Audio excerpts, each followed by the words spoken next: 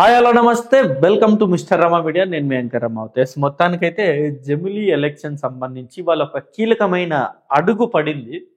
అసలు ఏదైతే నరేంద్ర మోదీ గారు డిసైడ్ అవుతారో అది ఖచ్చితంగా చేసి తీరుతారబ్బా. ఈ జమిలీ తోటి మరొకసారి ప్రూవ్ అయింది. ఎందుకంటే ఈ వన్ నేషన్ వన్ ఎలక్షన్ అనేది ఇవాల్టి ప్రతిపాదన కాదు, ఎప్పటి నుండో బీజేపీ అది కంపల్సరీ కండక్ట్ చేయాలి చేయాలి అని చెప్పేసి అనుకుంటున్న ప్రక్రియ అది. మొత్తానికి ఇవాళ ఒక కీలకమైన అడుగు పడింది. మొత్తానికి ఓటింగ్ కూడా ఎన్డీఏ ప్రభుత్వానికి అనుకూలంగానే వచ్చాయి. 290 మొత్తం అంత ఓటింగ్స్ అనేది వచ్చాయి జమిలీకి అనుకూలంగా. సో మరి జమిలీ ఎలక్షన్ మీద భారతదేశంలో ఎవరు ఆశలు పెట్టుకున్నారో ఎవరు ఆశలు పెట్టుకోలేదో తెలియలేదు, కానీ మొత్తానికి వైఎస్ఆర్సీపీ పార్టీ అయితే భయంకరంగా ఆశలు పెట్టుకుంది. జమిలీ ఎలక్షన్స్ వచ్చేస్తాయి, 2027లోనే జరుగుతాయి, మళ్ళీ మేము అధికారంలోకి వస్తాము, చంద్రబాబు నాయుడు పార్టీ ఈలోపు మొత్తం ప్రజల్లో నెగిటివ్ అయిపోతుంది, మళ్ళీ మేము అధికారంలో వచ్చేస్తామని చెప్పేసి బీభత్సంగా ఆశలు పెట్టుకుంది. దానికి బెస్ట్ ఉదాహరణ వచ్చేసి విజయసాయి రెడ్డి గారు కూడా ఈ జమిలీ ఎలక్షన్ సంబంధించి గతంలో మాట్లాడారు. ఒకసారి మీరు కూడా వినండి. 27లో జరగబోయేటటువంటి ఒక దేశం ఒక ఎలక్షన్ అన్నటువంటి బిల్లుని పార్లమెంట్ లో ఆమోదించినట్లయితే 2027లో తప్పకుండా ఎన్నికలు జరుగుతాయి. వైఎస్ఆర్ కాంగ్రెస్ పార్టీ విజయం సాధిస్తుంది అన్నటువంటి విషయాన్ని నేను ఇవి విజయసాయి రెడ్డి గారు మాట్లాడిన మాటలు ఇవి. అంటే ఇది జమిలీ ఎలక్షన్ సంబంధించి ఆయన మాట్లాడిన మాటలు. బట్ ఇక్కడ 2027లోనే మళ్ళీ ఎలక్షన్స్ వస్తాయి, ఖచ్చితంగా వన్ నేషన్ వన్ ఎలక్షన్ పెడితే అని చెప్పేసి ఇందులో విజయసాయి రెడ్డి గారు ప్రస్తావించడం జరిగింది. బట్ ఇక్కడ వస్తున్న వార్తల ప్రకారం అయితే ఈవెన్ ప్రాక్టికల్గా కూడా చూసుకున్నా సరే 2027లో జమిలీ ఎలక్షన్స్ నిర్వహించడం సాధ్యపడదు. ఎందుకంటే దానికి అనేక కారణాలు ఉన్నాయి.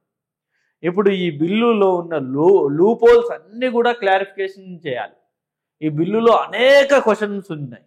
ముందుగా ఎన్నికలైన రాష్ట్రాలకు ఏం చేస్తారు, తర్వాత ఎన్నికలయ్యే రాష్ట్రాలకు ఏం చేస్తారు, ఇవన్నీ ఒక ఎత్తు అయితే, ఇలాంటి క్వశ్చన్స్ ఒక ఎత్తు అయితే, ఇప్పుడు ఈ పార్లమెంట్ సెగ్మెంట్లో ఉన్న స్థానాలు కావచ్చు, అసెంబ్లీ సెగ్మెంట్లో ఉన్న స్థానాలు కావచ్చు, ఇవి పెరగాల్సిందే ఖచ్చితంగా. ప్రతి 10 సంవత్సరాలకో 15 సంవత్సరాలకో ఒకసారి వీటిని రివైజ్ చేస్తూ ఉంటారు.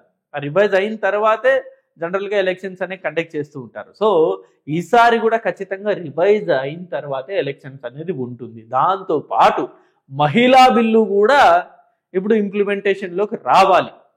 మహిళా బిల్లు ఇంప్లిమెంటేషన్, అలాగే ఈ అసెంబ్లీ స్థానాలు పెంపుదలకు సంబంధించిన అంశాలు చాలా కీలకం ఇందులో. ఈ రెండు కంప్లీట్ అయిన తర్వాతనే జమిలీ ఎలక్షన్స్ నిర్వహించే అవకాశం ఉంటుంది. సో ఈ ప్రకారంగా మనం చూసుకుంటే 2027లో జమిలీ ఎలక్షన్స్ రావడం అసాధ్యం. 2029లోనే ఖచ్చితంగా జమిలీ వస్తుంది. ఈవెన్ చంద్రబాబు నాయుడు గారు కూడా ఇదే మాటని చాలా స్పష్టంగా చెప్పారు. వైఎస్ఆర్సీపీ వాళ్ళు పగటి కలలు కంటున్నారు, 2027లో అసలు ఎన్నికలే రావు, 2029లో మాత్రమే జమిలీ ఎలక్షన్స్ వస్తాయని చెప్పేసి చాలా స్పష్టంగా చెప్పారు.